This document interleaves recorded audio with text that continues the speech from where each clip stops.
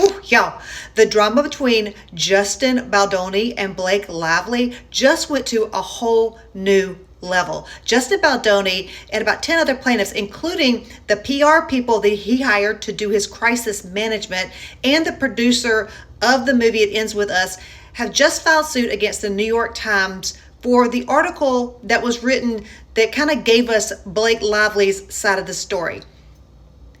And it is filled with some juicy, good, backhanded, double twisted, all kinds of wordplay games that they say Blake Lively and the New York Times were playing.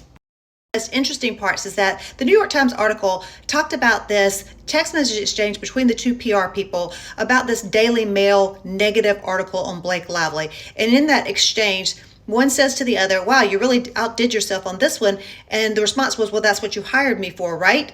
Well, turns out that the New York Times omitted the exchanges above that one that were basically saying, hey, we're joking and taking credit for a story that originated organically.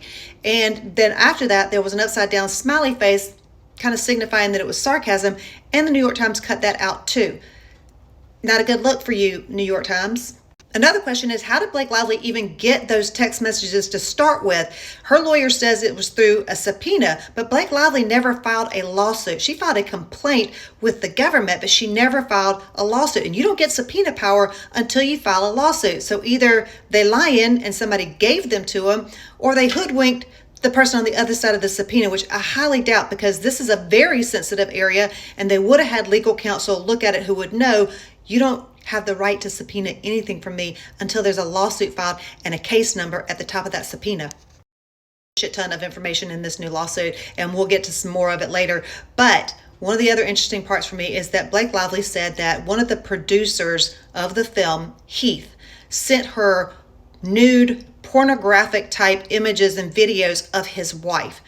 Well, in this new complaint filed by the 10 plaintiffs, including Baldoni and Heath, he says that the video was of his wife giving birth, a water birth. That's not pornographic.